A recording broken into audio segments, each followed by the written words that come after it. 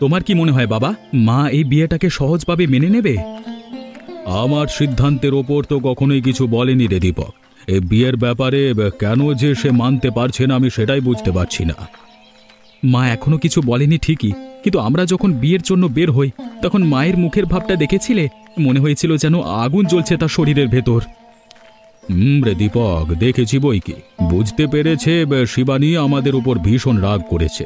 আমি এটাও জানি ওর রাগটা সহজ যাবে না।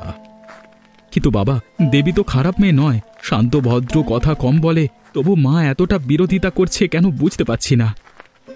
ওর আপত্তির কারণ একটাই, আমরা ওর মতের বাইরে গিয়ে বিয়েটা করেছি।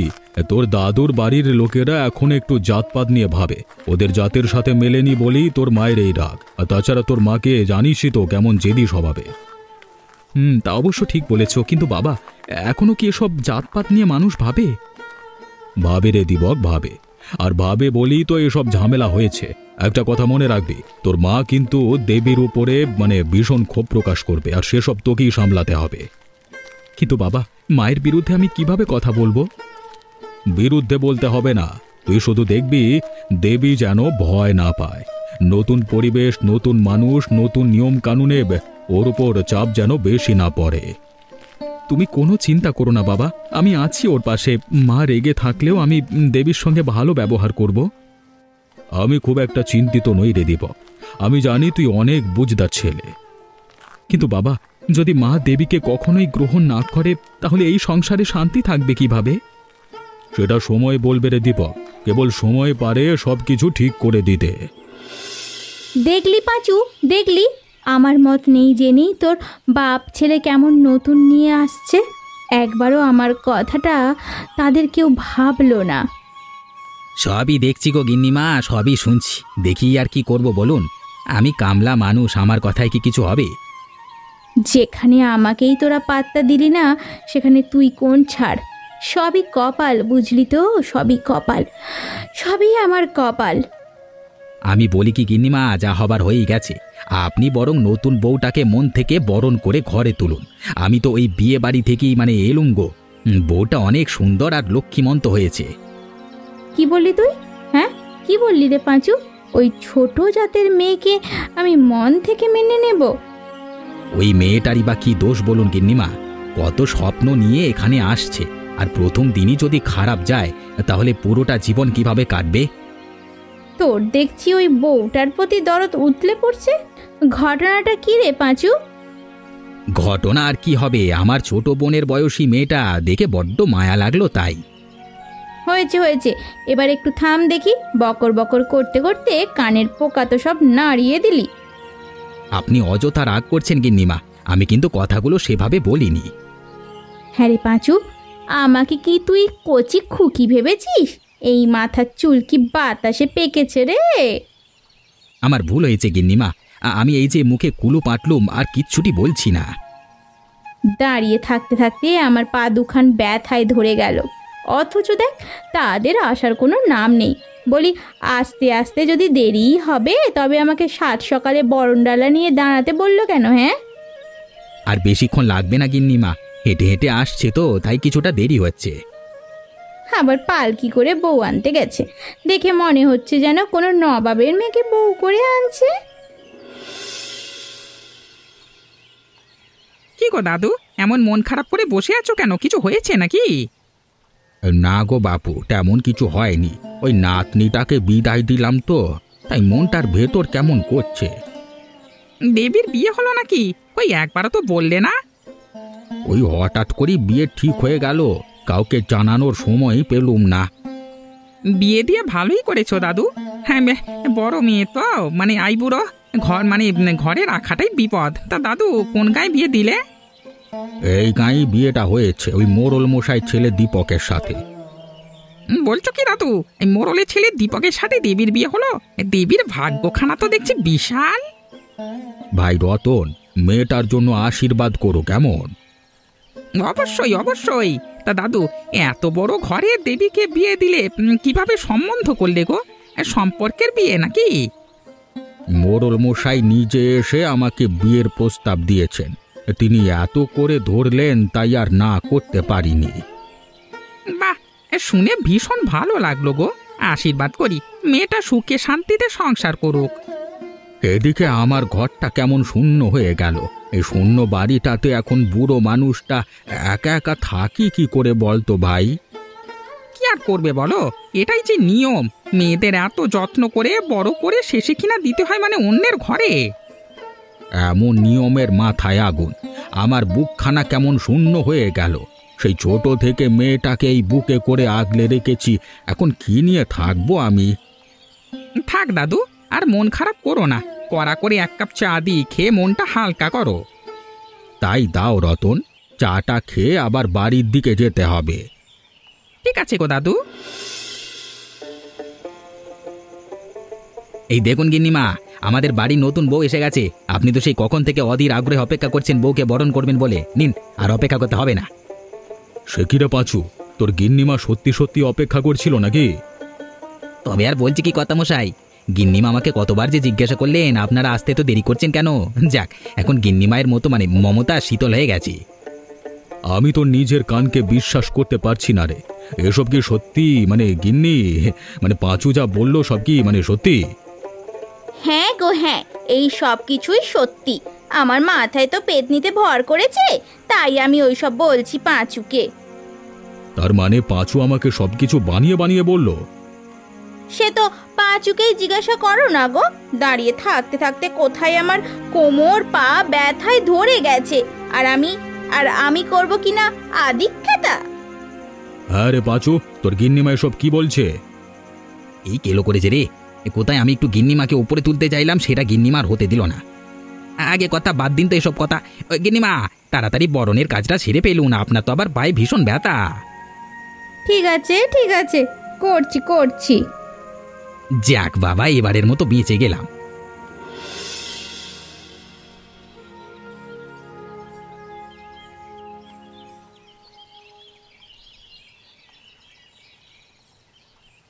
তার নবাবের মেয়ে রান্না বান্না কিছু জানো নাকি সব কিছুতেই লবডঙ্কা?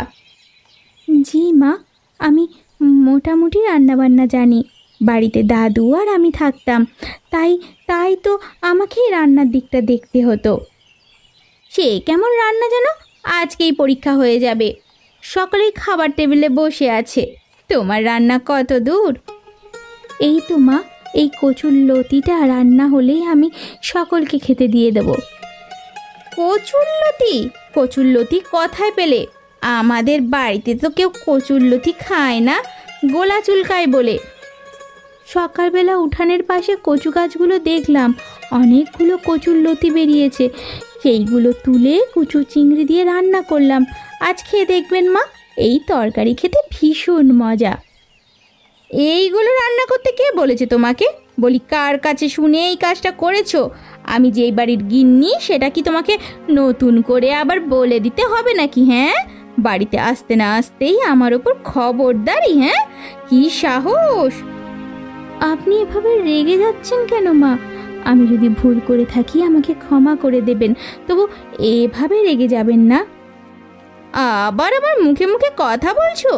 এত বড় সাহস! বলি, এত বড় সাহস পেলে কোথায়? হ্যাঁ, আমি আর কখনোই এমন ভুল করব না মা। আপনি এবারের মতো আমাকে ক্ষমা করুন আমাকে। কথা কম বলে তাড়াতাড়ি খাবার টেবিলে খাবার দাও। সকলে না খেয়ে বসে আছে। জি মা, আমি এক্ষুনি দিচ্ছি।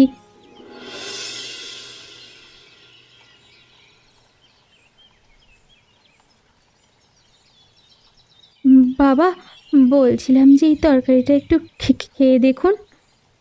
এটা কিসের তরকারি মা? জি মানে এটা এত আমতা করছো কেন মা? এই তরকারি কি তুমি রান্না করনি? এইসব জঙ্গলের জিনিস এর আগে কখনো দেখেছো এই বাড়িতে? এইসব ওই ছোট লোকের মেয়ে ছাড়া আর কে করবে শুনি? মা, তুমি শুধু শুধু দেবীকে এসব কথা বলছো কেন? এত কষ্ট করে রান্না করেছে মেয়েটা। আমি শুধু তোর বউকে বলছি? এর আগে কখনো কচুর লতি রান্না হয়েছে এই বাড়িতে? তুই খেয়েছিস কখনো? না মা, ওই তরকারি খেলে গলা চুলকায় বলে কখনোই খাওয়া হয়নি। শুধু একবার তুমি রান্না করেছিলে, আমার দিব্যি মনে আছে। আর সেই তরকারি খেয়ে আমার সেবার যে কি হাল হয়েছিল ভাবলি আমার এখন ভয় লাগে। আর তোর বউ বিয়ের পর দিন এসেই আমার ওপর মাতব্বরি করতে শুরু করে দিয়েছে যে আমরা তো প্রায়ই এই জিনিসটা খাই, আমাদের কখনো গলা চুলকায়নি মা। আপনি হয়তো এটা রান্নার পদ্ধতি জানেন না, তাই আর কি। শুনলি তো দীপক, শুনলি তোর বউ এসেই আমার সাথে কিভাবে কথা বলছে, শুনলি? তোমাকেই বা কেন মায়ের কথার উপর কথা বলতে হবে বলো তো দেবী? মা যেটা করেন না সেটা তোমারও করবার কোনো প্রয়োজন নেই, বুঝেছো? দেবী মা, আমাকে একটু দাও তো তোমার তরকারিটা, আমি একটু খেয়ে দেখতে চাই। হ্যাঁ খাও খাও, খেয়ে শরীরটা অসুস্থ বানাও। এই নিন বাবা, প্রথমে সামান্য একটু মুখে তুলে দেখুন তো দেখি কেমন খেতে। গলা কুটকুট না করলে পুরোটা খেতে পারেন। ঠিক আছে মা, আমি তাই দেখছি। কি কেমন হলো বলো তো? গলা কুটকুট করছে তো, আমার কথা শুনলে না? এবার হলো তো শান্তি? বাবা ছেড়ে দিন, আপনাকে আর খেতে হবে না, আমারই ভুল। আমি আমি যে কেনই বা এইসব করতে গেলাম। আমরা খেতে পারি বলেই যে আপনারা খেতে পারবেন, সেই ভাবনাটাই ভাবা আমার আমার বোকামো হয়েছে বাবা। বাহ, অসাধারণ! আমার গলায় তো একটুও কুটকুট করছে না। ও দেবী মা, এটা তুমি কি করে করলে বলো তো? কি বলছো বাবা, সত্যি নাকি? হ্যাঁ রে বাবা, তুই একটু মুখে তুলি দেখ না। আসলেই তো গলা কুটকুট করছে না। এটা তুমি কি করে করলে গো দেবী? তেমন কিছুই করিনি গো, যে সবাই যেভাবে রান্না করে আমিও সেইভাবেই করেছি, শুধু ওই নামানোর আগে একটু লেবু চিপে দিয়েছি, যার জন্য এটাই আর গলা কুটকুট করছে না। বাহ, আমার বৌমার মাথায় তো দেখছি অনেক বুদ্ধি। কি গিন্নি, ছেলের বউ দিল তো প্রথম দিনেই মাত করে। যত সব আদিক্ষেতা।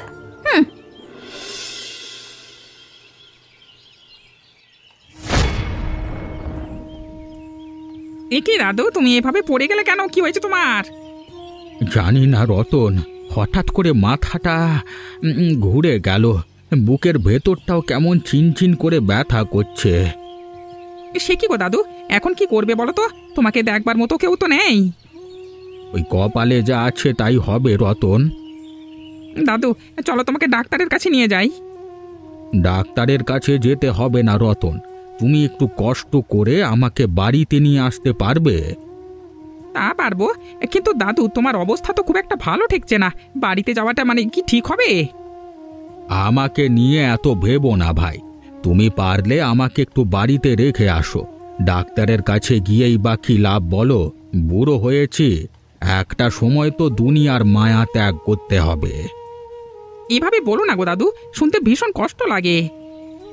এমন নিঃসঙ্গ জীবনের থেকে এখন চলে গেলেই বেঁচে যাবো রে ভাই।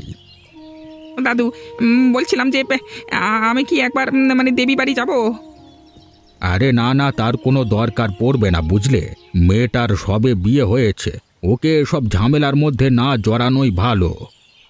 কিন্তু দাদু আর কোনো কিন্তু না ভাই, তুমি পারলে আমাকে একটু বাড়ি দিয়ে আসো, সেটাই আমার অনেক বড় উপকার হবে। ঠিক আছে দাদু, চলো।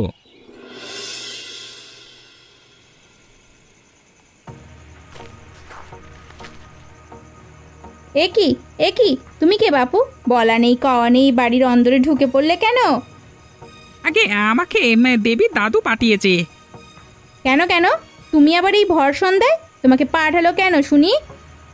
ওই দেবীকে একটা খবর দেওয়ার জন্যই আমি এসেছি। ও রতনদা, তুমি এই সময় কেন এসেছো গো? আর দাদু কি খবর পাঠালেন? দাদুর শরীর ঠিক আছে তো? না রে দেবী, দাদুর শরীরটা একটুও ঠিক নাই। হঠাৎ করে আমার দোকানের সামনে মাথা ঘুরে পড়ে যায়। আবার বলছে তার নাকি বুকটা চিনচিন করে ব্যথা করছে, সেই খবর দিতে এলুম। বলছো কি রতনদা? কি হলো আমার দাদুর?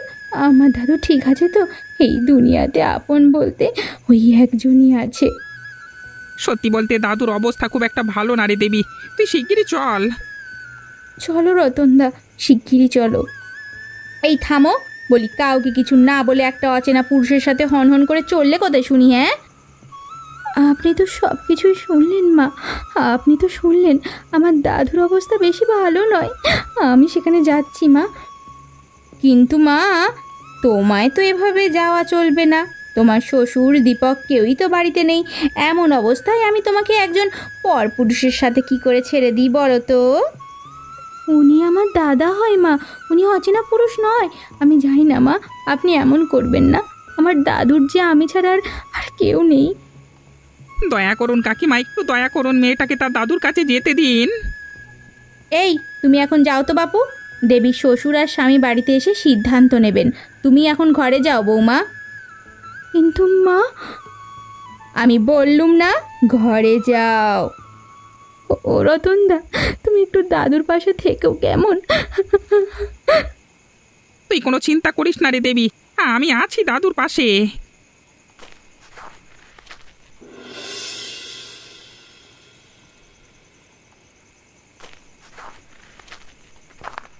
এ কি বৌদি, তুমি এখন এই সময় মানে এখানে, আর তোমার মুখখানা এমন শুকনো শুকনো লাগছে কেন? পাঁচু, আমার একটা উপকার করবে গো? ভীষণ বিপদে পড়ে তোমার কাছে এসেছি। ছোট বোন মনে করে আমার একটা উপকার করো না গো দাদা। আহা, এইভাবে বলছো কেন? কি করতে হবে শুধু সেটা বলো, আমি সব করে দিচ্ছি। তুমি একটু আমার দাদুর কাছে যেতে পারবে? সে না হয় যাবো, সকালবেলা একবার যাবো ক্ষণ। সকালে না, আর তোমাকে এক্ষুনি একবার যেতে হবে। পারবে যেতে? কি হয়েছে বলো তো? এভাবে কাঁদছো কেন? দাদুর কি কিছু হয়েছে? আমার দাদু ভীষণ অসুস্থ। আমি জানি না আমার দাদু এখনো বেঁচে আছে কিনা মরে গেছে। আমার বুকের ভেতরটা যে হারে হাহাকার করছে গো পাঁচুদা। কিন্তু তোমাকে এ কথা কে বললো বলো তো? রতনদা এসেছিল সন্ধ্যাবেলায়, সেই খবরটা দিয়ে গেল। আমাদের বাড়ির পাশেই বাড়ি। দাদা আমাকে সাথে করে নিয়ে যাবে বলেই এসেছিল, কিন্তু মা কিছুতেই আমাকে যেতে দিল না। সে কি কথা? ঠিক আছে বৌদি, তুমি কোনো চিন্তা করো না, আমি এক্ষুনি যাচ্ছি। দাদুকে যদি ডাক্তারের কাছে নিয়ে যেতে হয়, একটু নিয়ে যেও না গো। আমার দাদু যে, আমি ছাড়া আমার দাদুর আর কেউ নেই। কর্তামশাইকে কথাখানা বলেছিলে? না, মা যখন যেতে নিষেধ করেই দিলেন, সেখানে আর কাকে কি বলবো বলো? ঠিক আছে, তুমি কোনো চিন্তা করো না, আমি দেখছি বিষয়টা, আর আমি তার পাশে সারা রাত থাকবো, তুমি ভেবো না এইসব নিয়ে। ঠিক আছে গো দাদা, আর ভালো মন্দ কোনো খবর হলে আমাকে আগে দিও, আমাকে আগে দিও। তুমি এত চিন্তা করো না গো বৌদি, দেখবে সব ঠিক হয়ে গেছে।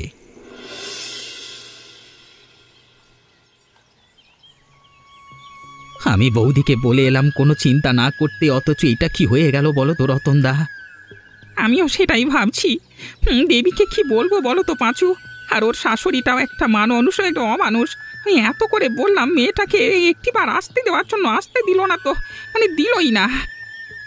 গিন্নিমার কথা বলো না, সে তো বৌদি একদম সহ্য করতে পারে না। কর্তার চোখের মনি সে, সেই জন্যই গিন্নিমা আর বেশি রেগে আছেন, আরও বেশি বৌদির উপর। তাই বলে কোনো মানুষ এমন নিষ্ঠুর হতে পারে? মেয়েটাকে তার দাদুকে শেষ দেখাটাও দেখতে দিল না, এটা তো রীতিমতো অন্যায়। আমরা আর কি করব বলো? তারা মনিব, আমরা চাকর, তাদের ন্যায় অন্যায় কি আমরা বলতে পারি? দেবীর শাশুড়ির কথা নহে বাদ দিলাম, আর স্বামী বা কেমন মানুষ? বাড়িতে এসে তো পুরো ঘটনা আপনার শুনেছে, তাহলে সে কেন একবারও আসলো না? দীপক দাদা তো বাড়িতে নেই গো রতনদা, সে কাজের জন্য শহরে গেছে। যদিও আজই ফিরবে, বাড়ি আসলে যদি বৌদিকে এখানে আনে।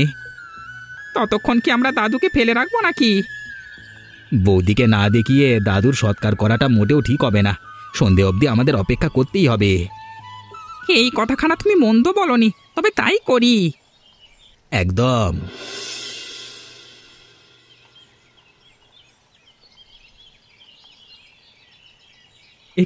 একি দেবী, তুমি এভাবে কান্নাকাটি করছো কেন? কান্নাকাটি যদি কপালে লেখা থাকে তাহলে আর কি করব গো? মানে কি হয়েছে? মা কিছু বলেছে? কিছু হয়নি গো, তুমি বাদ দাও এসব। আরে বাবা, তুমি যদি আমাকে কিছু না বলো তাহলে আমি বুঝবো কি করে তোমার কি হয়েছে? আমার আমার দাদু আর নেই গো। আমার দাদু কাল রাতে মারা গেছে। কি বলছো কি?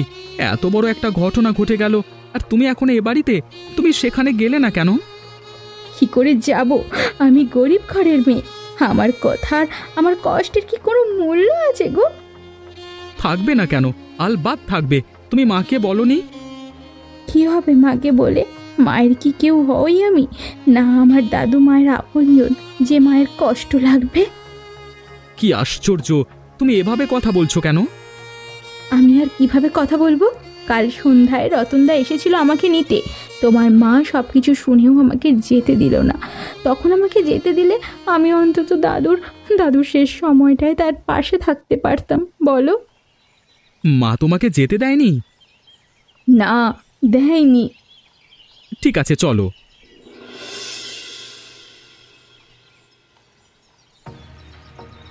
আমি এটাই বুঝতে পারলাম না মা, তুমি কেন দেবীকে কালকে ওদের বাড়িতে যেতে দিলে না, কেন?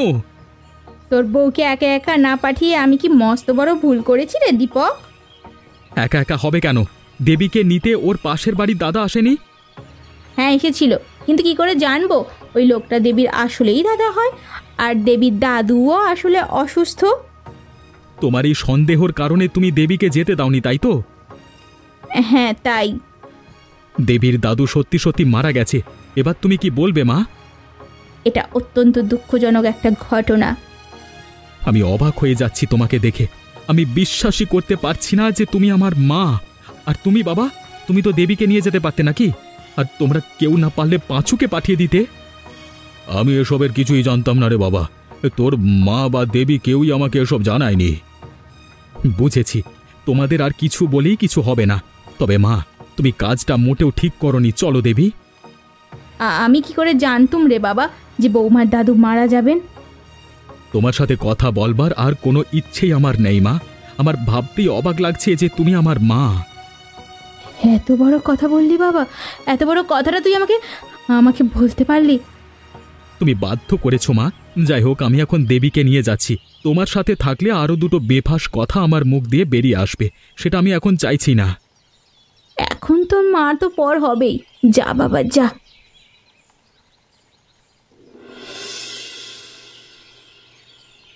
দাদু, এ তুমি কি করলে দাদু? তুমি তোমার দেবীকে একা করে দিয়ে চলে গেলে। তোমার কি দেবীর কথা একবারও মনে পড়লো না দাদু? পড়েছে রে দেবী, মনে পড়েছে। প্রাণটা বেরিয়ে যাওয়ার আগে দাদু কেবল দেবী দেবী করেছে রে। কিন্তু আফসোস, শেষ বেলায় তোর মুখটা আর সে দেখতে পারলো না। সবই আমার কপাল গো রতনদা, সবই আমার কপাল। তা না হলে যে মানুষটার জন্য আজ আমি এত বড় হয়েছি তাকে শেষ দেখা দেখতে পেলাম না, তার কাছে একটা বারও ক্ষমা চাইতে পারলাম না। ও দাদু, দাদু পারলে তুমি আমাকে ক্ষমা করে দিও। তোমার দেবী তোমার যোগ্য নাতনি হয়ে উঠতে পারলো না। এভাবে বলো না দেবী। এভাবে বললে যে দাদুর আত্মা কষ্ট পাবেন। দাদু তোমাকে তার জীবন দিয়ে ভালোবেসেছে। আর তার প্রতিদান আমি এই দিলাম গো। আমি খুব খারাপ, খুব খুব খুব খারাপ একজন নাতনি। তুমি অনেক ভালো ছিলে গো দাদু, তুমি অনেক ভালো ছিলে। এমন মজার মজার গল্প দেখতে আমাদের চ্যানেলটা সাবস্ক্রাইব করতে ভুলবেন না।